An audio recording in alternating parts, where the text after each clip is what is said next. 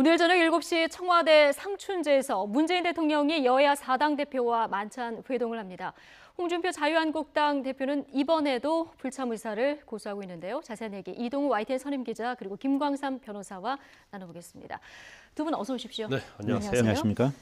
자, 이번에도 오자 회동은 불발이 되는 겁니까? 이 6시간, 7시간 정도 뒤면 만찬이 열리는데 홍준표 대표가 입장을 바꿔서 갑자기 참석한다 이럴 가능성 혹시라도 있다고 보십니까? 어떻게 보세요? 그럴 가능성 뭐 거의 없다고 봐야죠. 네. 어차피 공당의 대표가 청와대에서 초청을 했는데 그걸 거부하고 이제 언론 앞에서 공표를 했지 않습니까? 예. 이제 청와대에서 이제 초청은 받았지만 이것은 뭐 정치 쇼다. 여기에 들러리 설 필요가 없다. 뭐 이렇게 확실하게 못을 받고 그리고 이번에는 참석하지 않겠다고 이제 공언을 했기 때문에 중간에 마음을 바꿔서 참석하는 것은 뭐 대단히 어려운 일이고요. 예. 그러나 어쨌든 그 국민들은 아무래도 이제 대통령과 여야 대표가 다 같이 모여서 지금 이제 안보 위기 상황에서 이 안보 위기를 어떻게 그 돌파해낼 것인지 뭐 그런 모습을 아무래도 이제 바랄 텐데 예. 그런 측면에 있어서는 그 자유한국당 같은 경우는 뭐 대표적으로 안보정당이라고 자임하고 있지 않습니까? 안보정당이라고 하는 제1야당의 대표가 대통령이 초청해서 안보 관련 그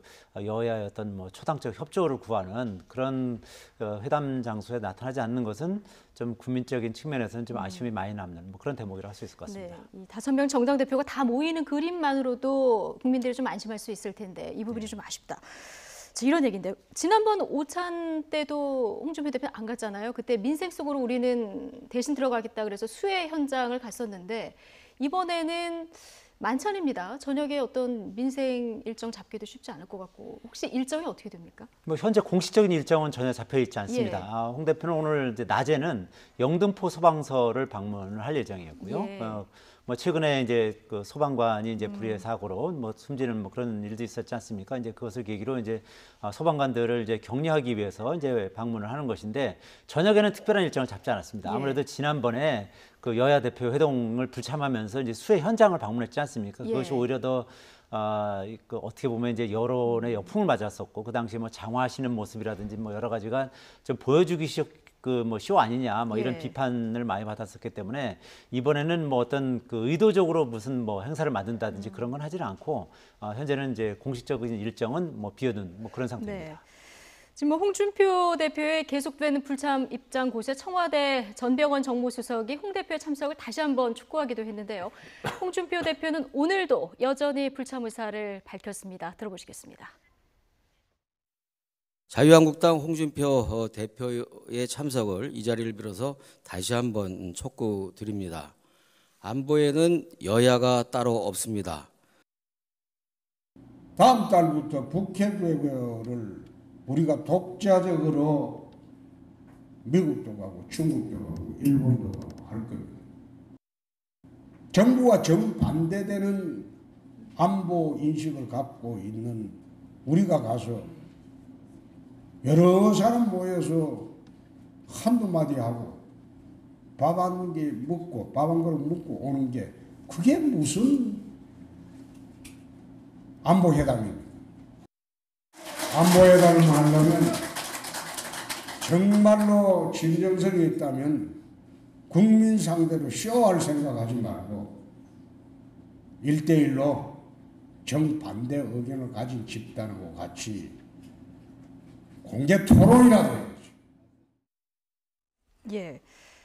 홍 대표 아까 이동우 기자 전망해 주셨듯이 오늘 뭐 갈 것 같지는 않은데요. 지금 얘기를 하나씩 들어보면 이전에도 사단장 사유라는 식으로 밥 먹는 자리에는 내가 갈 필요 없다 이런 얘기 하지 않았습니까? 뭐 비슷한 맥락인데 지금 보면 마지막에 진정성이 있다면 정반대인 집단과 공개 토론하자 이 얘기를 했거든요. 이 부분은 어떻게 보십니까?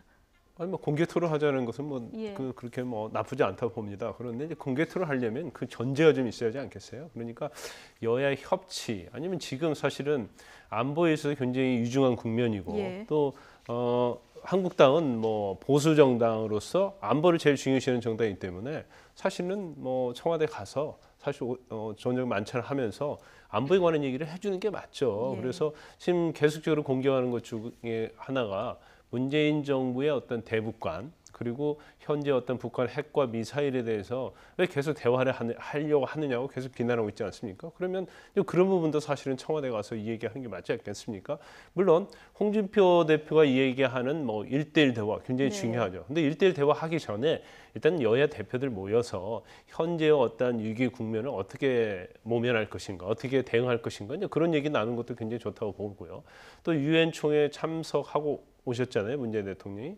그리고 한미일 정상회담 하고 왔단 말이에요. 예. 그러면 언론에 보도되지 않는 그런 부분에 대해서 여야 대표들이 허심탄회하게 얘기를 하고 또 안보적인 측면에서 뭐 안철수 대표도 참석해서 예. 여러 가지 얘기하겠다고 하잖아요. 근데 굉장히 중요한 자리죠. 그 다음에 본인이 만찬에 참석한 다음에 우리가 이렇게 전체적으로 모여서 이 얘기를 하니까 이게 사실 집중되지 않는다. 그리고 시간도 부족하다. 그러니까 앞으로는 여야의 어떤 1대1 어떤 진정성 있는 대화를 위한 자리를 마련해 주면 좋겠다. 일단 오늘 참석하고 그렇게 이렇게 예. 제의를 하면 좋겠죠. 근데 단지 저걸 쇼통이라고 하면서 이제 비난을 하는 것 자체가 어떻게 보면 뭐 하태경 의원도 얘기했지만 본인이 어떻게 스포트라이트 집중을 받으면서 보수의 어떤 대표로서 그런 모습을 보여주기 위한 그게 오히려 쇼통이라는 인식을 국민이 좀 할 수밖에 없을 수 네. 있지 않나 싶습니다. 그래서 일단 뭐 굉장히 좀 안타까운 일이라고 볼 수 있는 거죠. 네, 홍준표 대표 조금 전 그 녹취 중에서 또 하나 주목되는 것이 우리는 앞으로 독자적으로 미국도 가고 중국도 가고 일본도 가고 할 거다 이 얘기를 했거든요. 오늘 청와대 회동은 안 가는데 어제도 한미 연합사령관 만나서 전술핵 얘기를 했단 말이죠. 그런데 정부하고 지금 자유한국당은 북핵 해법에 있어서 정반대의 목소리를 내고 있기 때문에 이렇게 대외적으로 독자적인 이렇게 행동을 하는 것이 안보에 도움이 될 것인가 이런 지적을 하는 분들도 있는데 이건 어떻게 보십니까? 글쎄요. 하여튼 뭐 자유한국당과 그 홍준표 대표는 지금 이 안보 위기 상황에서는 자유한국당이 상당히 이제 어떤 국민적 그 지지와 뭐 나름대로 어떤 이니셔티브를 질 수 있다 이렇게 판단하고 있는 것 같아 보여요. 예. 그래서 이제 한미연합사령관하고도 이제 자유한국당이 이렇게 회동하고 이러는 데서 나름대로 어떤 자신감을 가지고 뭐 이렇게 지금 행보를 하고 있는 것으로 보이는데 그렇지만 이제 국민적 입장에서 봤을 때는 네.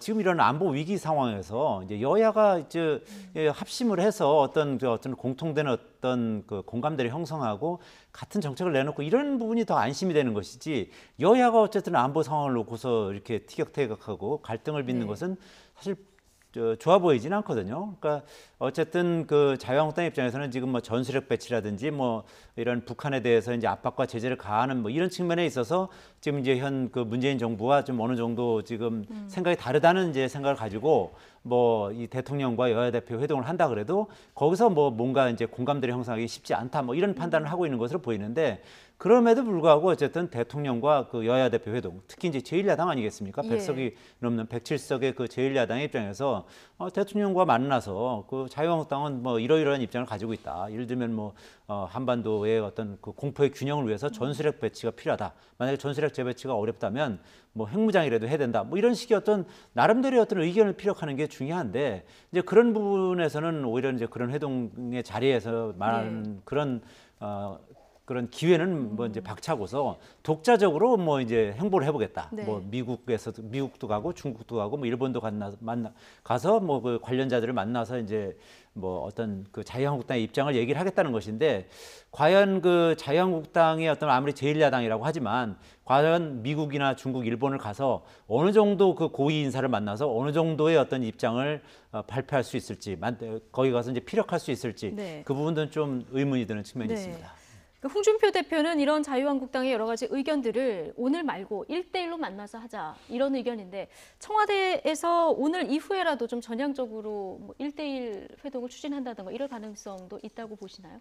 저는 가능성은 전혀 뭐 배제할 수는 예. 없다고 봅니다. 그리고 오늘 일단 여야 대표 만찬 회동하고 나서 아마 안철수 대표 같은 경우도 이제 그런 얘기를 할 가능성이 좀 어느 정도 있지 않나 싶습니다. 그런데 지금 이제 자유한국당하고 지금 문재인 정부의 어떤 안보에 관해서 저는 오히려 차이가 많지 않다고 봐요. 그러니까 전술핵 배치 말고는 이제 처음에 문재인 대통령이 베를린 선언을 하고 그러면서 제재보다는 뭐 대화에 굉장히 방점을 찍었잖아요. 예. 그런데 결국 계속 북한이 미사일과 핵 실험을 하면서 이제 방향을 좀 선회했습니다. 그래서 지금은 이제 제재가 우선이라고 얘기를 하고 있거든요. 그리고 사드 배치도 신속하게 했지 않습니까? 거기다 대고 핵잠수함도 구입을 할 필요성이 있다. 이렇게 방향이 됐기 때문에 결국 전술핵 배치 말고는 자유한국당과 지금 다른 면이 거의 없어져 버렸어요. 왜냐하면 예.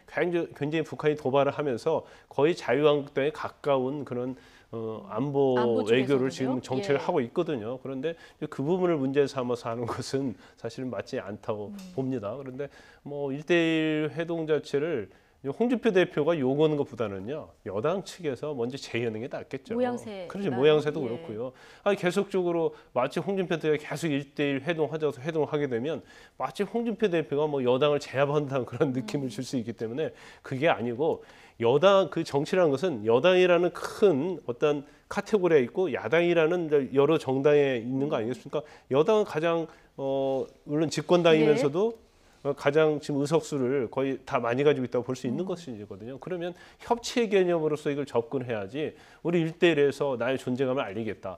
보수의 어떤 대표로서 뭔가를 보여주겠다. 이런 것 자체는 사실은 정치에 도움이 안 되고요. 또 한 가지 또 말씀드리고 싶으면 지금 물론 국제공조 굉장히 중요하죠. 한미일 아니면 뭐 유럽과 관련해서 그래서 북한의 핵과 미사일에 대해 대응하는 것도 중요하지만 그 전제에서 더 중요한 게 있어요. 그것은 우리 국내에서 협치하고 공조하는 게 훨씬 더 중요한 부분이 있거든요. 한 목소리를 좀 내줘야 하는 게 중요해요. 그래야지 우리가 외부에 나가서도 할 얘기 할 수 있는 거 아니에요. 네. 그런데 문재인 대통령이나 정부에서 국제 공조하는 게 따로 놀고 거기에서 튀어나가서 자유한국당이 또 거기서 어떻게 보면 고춧가루를 부르는 식으로 그런 것들이 어떻게 예. 한국 안보에 도움이 되겠습니까? 그래서 그런 부분은 좀 홍준표 대표가 좀 잘 생각을 해야 할 대목이라고 봅니다. 예. 어쨌든 협치를 위해서는 1대1 회동 여당이 역제안할 필요도 있겠다 이런 얘기를 조금 전에 해주셨는데 1대1 회동을 요구하고 있는 홍준표 대표 하지만 과거를 좀 돌이켜보면 이런 상황이 처음은 아닙니다. 박근혜 정부 당시에 김한길 당시 민주당 대표죠. 야당 대표죠. 1대1 영수회담을 제안하기도 했는데요. 당시 여당이었던 새누리당이 김한길 대표가 너무 양자 회담에 집착한다 이렇게 비판하기도 했습니다. 들어보시겠습니다. 민주당에서 요구하는 양자회담을 굳이 고집하는 이유를 모르겠다 이런 얘기예요. 그 이제 이번에 한번 양자회담을 했다고 합시다. 그 다음에 무슨 일이 있으면 계속 대통령만 만나자 그러고 우리 새누리당 대표는 그냥 걷다 보지도 않을 거다 이런 얘기예요. 이 전국을 풀기 위해 형식에 구애받지 않고 정치권과 대통령의 회담이 성사될 수 있도록 백방으로 노력을 하도록 하겠습니다. 대한민국 제1야당인 민주당도 작은 정치적 계산에 매달리지 말고 통큰 결단을 해 주시기 바랍니다. 네, 물론 그때랑 지금이랑은 이제 국회 구도가 좀 다르긴 합니다만 그때 이제 제1야당이 단독 회담을 요구를 했는데 그 새누리당 여당에서는 3자 회동, 청와대에서는 이제 5자 회동까지 갔다가 결국 3자 회동으로 이렇게 결론이 나지 않았습니까? 그러면서 양자 회동에 너무 집착하지 말아라 이 얘기를 그때 여당에서 또 나왔었네요. 그렇죠. 이제 뭐 여야가 이제 뒤바뀌면서 예. 이렇게 좀 어떻게 보면 이제 모순되는 얘기를 이제 하는 그런 측면도 있습니다. 그런데 어쨌든 그 당시에는 사실상 양당 체제였단 말입니다. 예. 그러니까 그렇기 때문에 이제 그 대통령과 1대1 영수회담을 이제 요청하고 뭐 그런 부분이 좀 설득력이 있는 측면이 있었습니다만 지금은 어쨌든 홍준표 대표는 뭐 1대1 회담을 뭐 요구하고는 있습니다만 엄연히 그 40석을 가진 국민의당이 있고 또 20석을 가진 바른정당도 있고 6석을 가진 정의당도 있단 말입니다. 그러니까 지금은 그때에 비해서는 상당히 좀 다당 체제로 좀 바뀐 측면이 네. 있고 그렇기 때문에 홍준표 대표가 1대1 회담만을 계속 그 요구하는 것은 지금 그 정당 구조나 뭐 여러 가지 정당 구도로 봤을 때는 조금 부적절한 측면도 있거든요. 그래서 어쨌든 그 다당 체제에서는 어쨌든 여러 정당 대표가 한 번씩 이렇게 대통령과 회동을 하고 뭐 기회가 된다면 1대1로 뭐 대통령과 각 정당 대표나 뭐 원내대표나 뭐 이렇게 각 정당의 어떤 그 뭐 사무총장이라든지 이런 수뇌부와 함께 이렇게 회동하는 그런 것도 이제 상당히 어떤 뭐 현재의 어떤 협치라든지 어쨌든 대한민국 안보 위기 상황에서 대통령이 뭐 여러 가지 그 협조를 구하려고 한다면 뭐 그런 노력도 앞으로는 기울일 필요는 있어 보이는 뭐 예. 그런 측면이 있는 것 같습니다. 지금 홍준표 대표의 오늘 불참 선언에 정치권, 특히 그 야당에서 비판의 목소리가 계속 나오고 있는데요. 이 얘기도 들어보시겠습니다. 홍준표 대표님, 국가안보의 천덕꾸러기가 아니라 국가안보의 파수꾼이 되어 주십시오. 아니 지금 전쟁 날 상황에 본인 몸값 올리려고 지금 파업하자는 겁니다. 정치쇼는 홍준표 대표님 전문 분야가 아닌가 싶습니다. 지난 7월 해동 때도 안 오시고 수해 지역 공사하신다면서 보여주기 쇼만 하고 오셨는데 거기 참여하는 지금 정당 대표자들이 쇼하러 갈 생각 추호도 없고 홍준표 대표도 공당 대표답게 오늘 참석하시는 게 바람직하다 이런 말씀. 오늘 참여하는 다른 정당 대표들도 쇼하러 갈 생각 없다. 홍준표 대표도 참석하는 것이 맞다. 이런 얘기하고 지금 하태경 의원 같은 경우는 전쟁 날 상황에 본인 몸값 올리려는 거냐 이런 얘기까지 지금 하고 굉장히 있습니다. 쓴소리 하고 있죠. 예. 쓴소리 하고 있는데 우리 국민 입장에서 보면 이제 오기를 부리는 게 아니냐 그런 생각을 할 가능성이 저는 굉장히 많다고 봐요. 그리고 사실 지금 홍준표 대표가 이제 대표 취임한 이후에 계속 저는 이제 박근혜 정부의 어떤 색깔 빼기랄지 뭐 그런 걸 좀 하겠다고 하는데 오히려 안보 분야에서는 이렇게 독단적이 하는 것 자체가 과연 저게 적절하냐 이제 그런 논란을 당연히 일으킬 수 있다고 보고요. 그다음에 이제 해외를 나가서 지난번도 미국 갔다 오지 않았습니까 의원들이 그래서 전술핵 배치랄지 이제 그런 얘기를 하고 왔는데 과연 해외에 나가서 저게 효과가 있겠습니까? 왜냐하면 한미일 이런 동맹에서 미국이나 일본이 과연 정부와 의견을 무시하고 단지 자유한국당의 의견을 받아들일 가능성은 없는 거거든요. 더군다나 만약에 저런 식으로 된다고 한다면 결국은 야당 내에서도 왕따가 될 수밖에 없다. 제1야당으로서 존재감을 갖다가 발휘할 수 있는 그런 역할이 굉장히 많거든요. 예. 그런데 여당 입장에서 보면 계속 저런 식의 엇박자를 너무 내고 반대를 위한 반대를 하게 되면 결국 협치를 할 필요성이 없고 협치의 가능성이 없기 때문에 여당 입장에서는 포기할 수밖에 없어요. 그래서 이번에 여야와 오찬 회동에 있어서도 결국은 안철수 대표를 굉장히 중시하고 배려하는 그런 것들이 야당의 일당인 자유한국당 없이도 앞으로 정책을 운영하고 국정 운영하는 데는 별 문제가 없거든요. 그렇다고 한다면 오히려 같이 협치 들어가서 반대할 건 반대하고 또 도와줄 건 도와주고 이제 그런 방향으로 가는 게 사실 바람직하죠. 자유한국당 입장에서도 좋을 것이 없다. 그리고 오히려 자유한국당이 합리적인 보수로부터 지지를 받으려고 하면 합리적인 정책 행보를 해주는 것이 자유한국당을 위해서도 좋고 또 내년 지방선거 있지 않습니까? 네. 거기도 많은 영향을 받을 수 있는 거죠. 오늘 오히려 그래서 말씀하신 대로 이분이 주목을 받습니다. 안철수 국민의당 대표. 지난번에는 박주선 비대위원장이 이제 참석을 하지 않았습니까?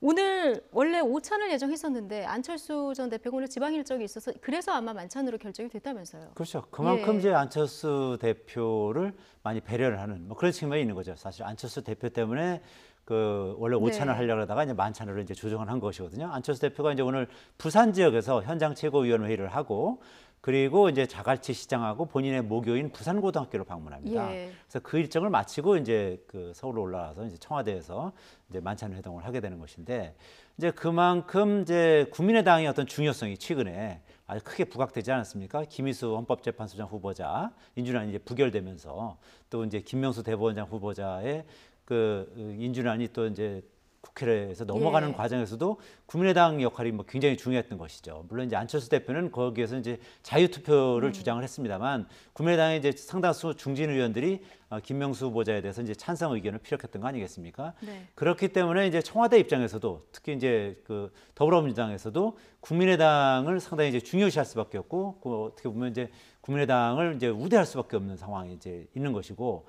그래서 이제 청와대에서도 상당히 이제 안철수 대표에 대해서 이제 각별한 뭐 그런 이제 좀 배려를 한다 그럴까요? 뭐 그래서 오늘 좀 전에 말씀드린 것처럼 오찬을 만찬으로 조정하면서 아무래도 이제 만찬을 하면 오찬보다는 좀 더 뭐 반주도 이제 곁들이면서 좀 더 이제 분위기도 더 좀 이제 부드러워지고 좀 화기애애지지 않겠습니까? 이제 그런 측면도 고려하지 않았을까 이렇게 예상이 됩니다. 예. 저는 가장 궁금한 게요. 이 문재인 대통령하고 안철수 대표가 대선 때 라이벌이었잖아요. 오늘 이제 야당 대표가 돼서 만나러 가는 건데 안철수 대표가 어떤 표정을 지을까? 이 부분도 굉장히 궁금합니다. 일단 오늘 만찬 회동이 사실 안철수 대표한테 중요한 의미가 있어요. 예. 일단 그 오찬에서 이제 만찬으로 바뀌었잖아요. 그건 안철수 대표를 배려하는 거잖아요. 네. 그러니까 김희수 후보자 부결 이후에 국민의당에 대한 뭐 여당의 인식, 또 청와대 인식이 얼마나 달라지는가를 보여줄 수 있는 거거든요. 사실 뭐 청와대 오찬이 중요하지 자갈치 시장이나 뭐 물론 자기 목욕하는 거 중요하죠. 그렇지만 그것은 얼마든지 변경이 가능한 거잖아요. 그렇지만 그럼에도 불구하고 안철수 대표가 이런 나의 일정이 있다는 것을 통보를 하니까 그러면 오찬에서 만찬을 바꾸자. 이 얘기 자체는 얼마나 여당이 앞으로 국정 운영하는 데 있어서 안철수 대표 그리고 국민의당이 존재가 얼마나 중요한지를 이제 인식을 했다 이렇게 볼 수 있는 거거든요. 그래서 이제 안철수 대표는 대선 이후에 이제 처음으로 문재인 대통령과 만나는 자리잖아요. 그래서 거기서 본인이 어떤 대화를 했느냐 굉장히 중요할 겁니다. 그리고 그러한 것들이 자기가 다음에 대선을 준비한다거나 한다면 다음에 어떤 차기 주자로서 모습이 어느 정도 보여줘야지 지금부터라도 본인의 어떤 지지도랄지 그런 데 영향이 굉장히 많이 미친다고 보는데 결국 국민의당에서 이번에 만찬 회동은 뭐 안보 의제로 가자 이렇게 또 주장을 했는데 또 청와대에서 그걸 또 받아들였잖아요. 그렇죠. 그러니까 굉장히 어떻게 보면 주도권을 가지고 가면서 그런 안보 의제에 관해서 얘기할 때 안철수 대표가 무슨 얘기를 할 것이냐. 사실 국민의당이 뭐 햇볕 정책을 계승한 정당이라고 하기 때문에 여당과 어떤 향후에 있어서 안보에 관련해서 어떻게 협치를 할 것이냐. 그리고 어떻게 독자적인 그런 의견을 내고 그 의견들이 과연 청와대에서 받아들일 거냐, 받아들이지 않을 거냐. 그런 부분들이 앞으로 굉장히 중요한 의미가 있을 것으로 보입니다. 청와대가 뭐 이렇게까지 하는 거는 지금 여소야대 전국에서 국민의당의 협치가 절대적으로 중요하다. 이미 몇 차례 경험을 했기 때문에 그렇지 않겠습니까? 그렇죠. 뭐 아시다시피 지금 더불어민주당은 121석입니다. 그리고 국민의당이 이제 40석 아니겠습니까? 그래서 국민의당의 협조가 있으면 하여튼 절반을 넘기면서 뭐 각종 법안을 통과한다든지 예산안을 통과한다든지 할 때 결정적으로 이제 국민의당의 도움이 필요할 수밖에 없는 것이고 이제 최근에 아주 절감을 했던 거 아니겠습니까?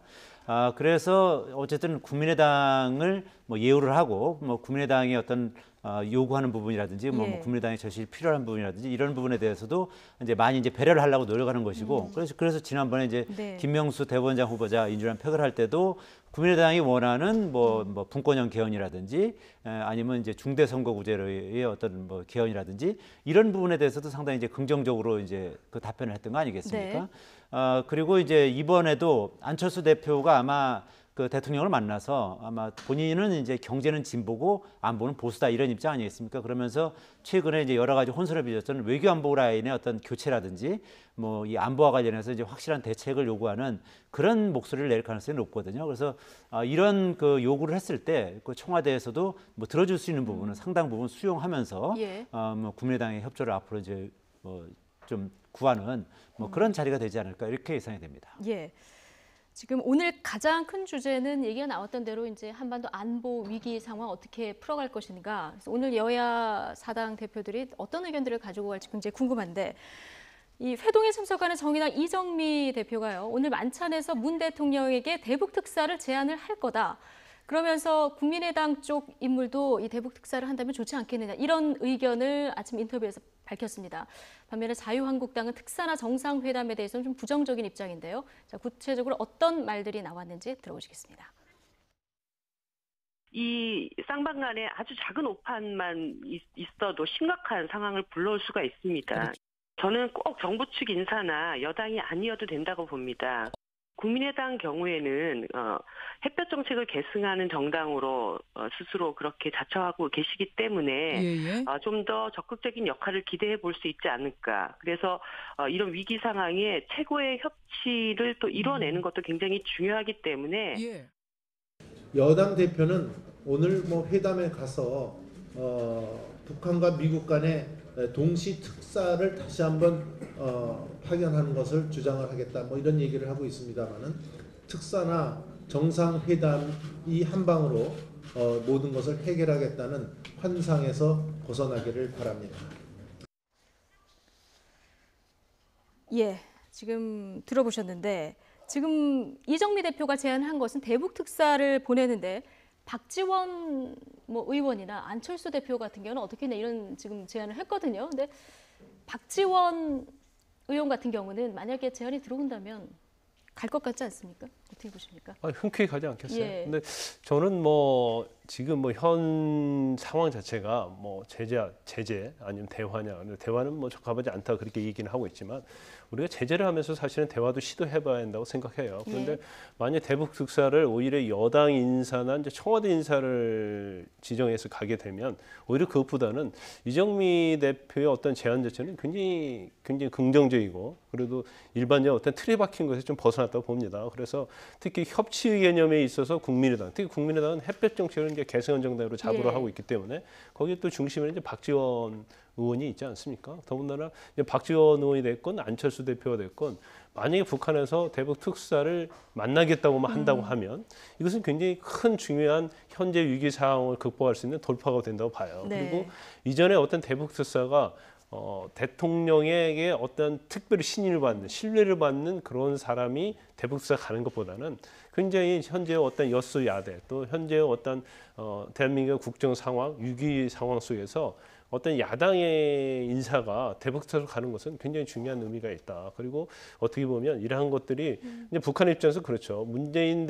정부의 어떤 측근이 가는 것보다는 오히려 한 발짝에서 객관적으로 볼 수 있는 국민의당이나 뭐 안철수 대표나 박지원 대표 갔을 때 또 북한의 입장에서 좀 달라질 수 있는 부분이 있다. 예. 저는 그렇게 보거든요. 그렇다고 한다면 저 부분도 사실 문재인 정부에서 오늘 만찬회동에서 제안을 이정미 대표가 제안을 하겠다고 하니까 네. 그걸 좀 신중하게 고려해보는 것이 들어볼 필요도 있다. 예, 그건 굉장히 예. 좋다고 봅니다. 근데 이제 이 대북 특사가 해법이 될 수 있느냐 이 부분은 각 정당마다 좀 입장이 다른 상황이고요. 자유한국당 같은 경우는 어떤 특사라든가 정상회담이라든가 지금 안보 위기는 이런 것들로 풀 수 있는 상황이 아니다. 좀 계속 이런 얘기를 하고 있는 거잖아요. 그렇죠. 좀 전에 이제 정호택 원내대표도 이제 그런 취지의 얘기를 한 것인데 예. 지금 안보 위기가 워낙 심각한 상황에서 뭐 대북 특사나 대미 특사 하나 보낸다 그래서 예. 이것이 그 일시에 해결될 수 있는 그런 사안은 아니다. 뭐 보다 근본적이고 근원적인 해결책을 강구해야 된다는 것이 이제 기본적으로 이제 자유한국당의 입장인 것이고요. 뭐 실제로 이제 객관적으로 봤을 때도 지금 현재의 안보 상황이 어떤 뭐 특사 한 번 보낸다 그래서 이게 해결될 가능성이 있는 건 아니거든요. 어쨌든 그러나 어쨌든 그 대북 특사나 대미 특사를 보내서 어쨌든 이 어려운 상황에서 뭔가 어떤 해결의 어떤 단초를 마련하자. 뭐 어떤 절박한 심정에서 이제 그런 제안을 하는 것이거든요. 그래서 지금 김 변호사님 말씀하신 것처럼 특히 이제 북한과 관련해서 우리가 이제 상당히 지금 이제 북한과의 어떤 대화의 어떤 단절을 지금 예. 경험하고 있는 거 아니겠습니까? 그 지금 이 상황에서 뭔가 남북한이 어쨌든 이 그 한반도 안보 위기에서 서로가 가장 큰 피해를 입을 수밖에 없는 당사자인데 그 대화가 지금 이제 끊어져 있다는 건 이제 심각한 문제니까. 예. 그런 상황에서 그 뭐 좀 전에 말씀하신 뭐 안철수 대표나 박지원 전 대표가 특사로 가는 것은 뭐 괜찮은 아이디어 같아 보이긴 하거든요. 예. 그래서 좀 전에 말씀하신 것처럼 햇볕 정책을 뭐 상당히 그 계승하고 있는 뭐 국민의당 입장에서는 뭐 받아들일 만한 그런 제안 예. 같아 보이거든요. 그래서 뭐 아무리 그 자유한국당이 그 부분에 대해서 부정적인 생각을 가지고 있다 하더라도 뭐 여당에서 만약에 제안을 하고 본인들이 뭐 오케이 한다면 네. 충분히 그 성사 가능한 뭐 그런 카드가 아닌가 이렇게 보여집니다. 우리가 근데 특사 카드를 사실 이렇게 뭐 합의를 한다 해도 북한에서 이걸 받을지 이건 좀 다른 문제인 것 같긴 한데 어쨌든 오늘 청와대 회동에서 또 북핵 관련해서 어떤 해법들을 정치 그 지도부 여야 지도부들이 모여서 어떤 또 해법을 찾을지 이건 좀 주목해서 봐야 될 것 같고요. 그런가 하면은 어제 14 정상선언 10주년 기념식이 열렸었는데요. 이게 정부가 주관에 참여한 건 이번 처음이라면서요. 네, 이번 처음이죠. 그런데 굉장히 의미가 있다고 봐요. 그리고 지금 북핵과 미사일 위기 속에서 저희 기념식을 저렇게 정부가 주관하고 대통령이 직접 참여하고 예. 이것은 문재인 대통령이 어떤 생각을 가지고 있는가를 굉장히 상징적으로 나타내고 있다. 저는 그렇게 봅니다.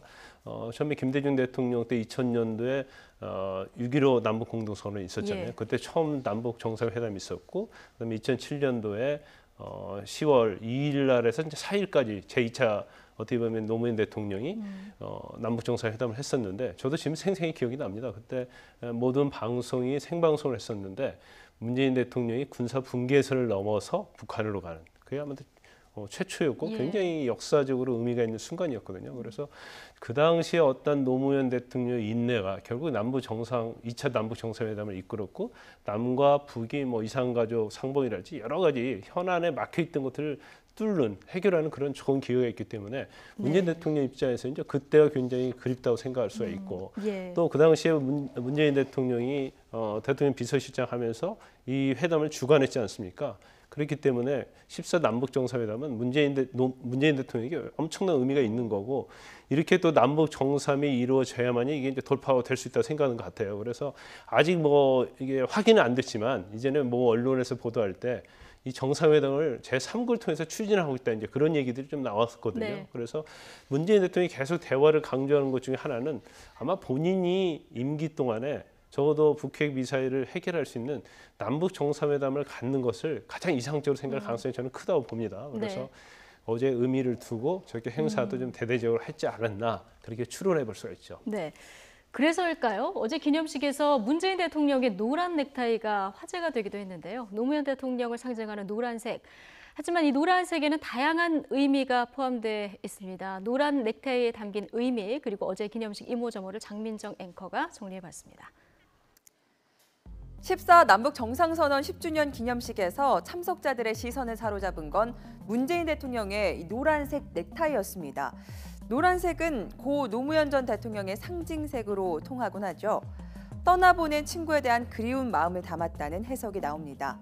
실제 문 대통령의 축사에서도 그런 마음이 묻어났습니다. 군의 속에서 한반도 평화를 염원하던 노무현 대통령님이 그립습니다. 이 땅의 평화를 위해 혼신의 노력을 기울이신 분입니다. 이 노란색이 군사 분계선을 의미한다는 해석도 있습니다.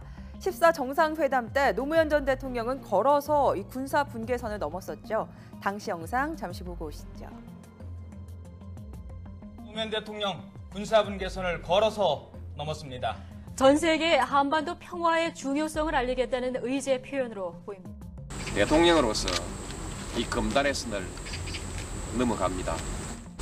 평화와 번영의 길로 가는 그런 계기가 되도록 노력하겠습니다. 네, 앞서 잠깐 낯익은 얼굴이 지나가기도 했죠. 이 분단의 상징을 두 발로 걸어서 넘는 노무현 전 대통령. 굉장히 벅찬 모습인데요. 원래 군사 분계선이라는 게 개념상의 선일 뿐인데 대통령이 이 선을 넘는 모습을 극적으로 보여주기 위해 노란 선을 긋도록 한 게 당시 문재인 비서실장의 작품이었습니다. 다시 14 남북 정상선언 10주년 기념식입니다. 테이블 위에는 봉하마을에서 생산된 쌀 막걸리가 올랐고요. 권양숙 여사는 문 대통령에게 노무현 대통령 탄생 71주년 기념 음반을 선물하기도 했습니다. 지난해까지 노무현 재단에서 주최하다 올해 처음 정부 주최로 격상된 14 선언 기념식. 어제 기념식에선 이 노무현 전 대통령을 추억하는 사람들이 많았습니다. 네, 굳이 다른 앵커도 있었을 텐데 장민정 앵커가 콕 집어서 10년 전 제가 뉴스하는 모습을 또 방송을 했는데 좀 당황스럽네요. 문재인 대통령 그러고 보니까 취임 후에 처음으로 노란색 넥타이를 맨 것 같아요. 공식 석상에서는요. 그렇죠. 예. 처음으로 이제 노란색 넥타이를 맨 것인데 그만큼 이제 14 그 남북 정상선언 기념일에 얼마나 좀 애정을 가지고 있는지, 애착을 가지고 있는지 그 부분을 이제 여실히 보여주는 뭐 그런 장면이라고 볼 수 있는 것이죠. 예. 그러니까 노란색 넥타이는 뭐 노무현 전 대통령을 상징하는 것이고 당시에 그 남북 정상회담 그 준비위원장으로서 그 노무현 대통령이 이제 군사분계선을 넘어갈 때 그 노란색을 딱 밑에다 노란색 테이프를 밑에다 딱 그 설치해놨지 않습니까? 예, 그렇죠. 그런 걸 봤을 때 어쨌든 14 선언을 그대로 만약에 유지를 했더라면 그거를 보수 정권에서도 제대로 지켜왔더라면 지금 남북 관계가 이 정도 파탄까지 가지 않았을 텐데 하는 그런 아쉬움을 어제 상당히 이제 짙게 그 토로를 했거든요. 그래서 물론 이제 그 과정에서 이제 보수 정권이 그 남북 관계를 제대로 이렇게 끌어오지 못한 뭐 그런 측면도 있습니다만 북한도 역시 그 뭐 근데 박왕자 씨 그저 금강산 예. 관광객 피살 사건이라든지 뭐 천안함 폭침 사건이라든지 연평도 뭐 포격 도발이라든지 뭐 여러 가지 이제 남북 관계에 어떤 긴장되는 그런 사건들이 많이 벌어졌지 예. 않습니까? 이제 그런 것을 계기로 더 이제 남북 관계가 이제 긴장 상황으로 지금 가고 있고 지금은 이제 더군다나 북한이 그 과정에서 이제 핵과 미사일을 거의 뭐 지금 완성하고 있는 그 직전 단계까지 와 있는 거 아니겠습니까? 어떻게 보면 이제 완성했다고도 볼 수 있는 그런 측면이 있는 것이고요.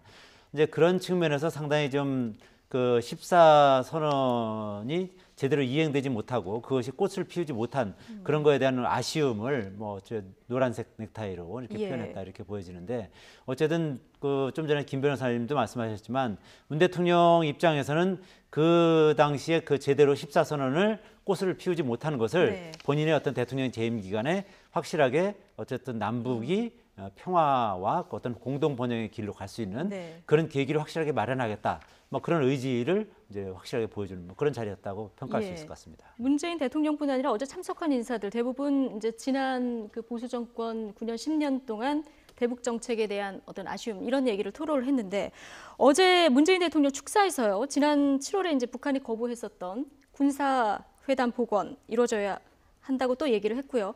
이산가족 상봉도 더 늦출 수 없다. 이런 얘기를 어제 또 했는데요. 둘 다 이제 북한이 거부를 한 상황인데 이걸 또 제안한 부분, 안보 위기 상황에서 이걸 또 제안한 부분은 어떻게 보십니까? 근데 최근에 뭐 이제 제재밖에 없다는 예. 얘기를 문재인 대통령이 했었는데 또 이 얘기를 또 하고 있어요. 이제. 그런데 사실 저 자리가 이제 14남북 정상회담을 기념하는 자리지 않습니까? 그런데 그 기념식의 취지에는 맞는 내용은 맞아요. 그런데 지금 제재 국면밖에 없다고 한 얘기가 좀 약간의 좀 다른 면 뉘앙스에서 좀 다른 면이지 않습니까? 이 부분도 자유한국당에서 물론 논란의 여지가 있고 좀 공개의 빌미를 좀 줄 가능성이 크다 봅니다. 하지만 지금 뭐 이게 대화를 할 수 있는 상황이 아니기 때문에 그렇지만 노무현 전 대통령이 그 당시에 인내를 가지고 정말 굉장히 어려움 속에서 결국 정상회담을 이루어냈거든요.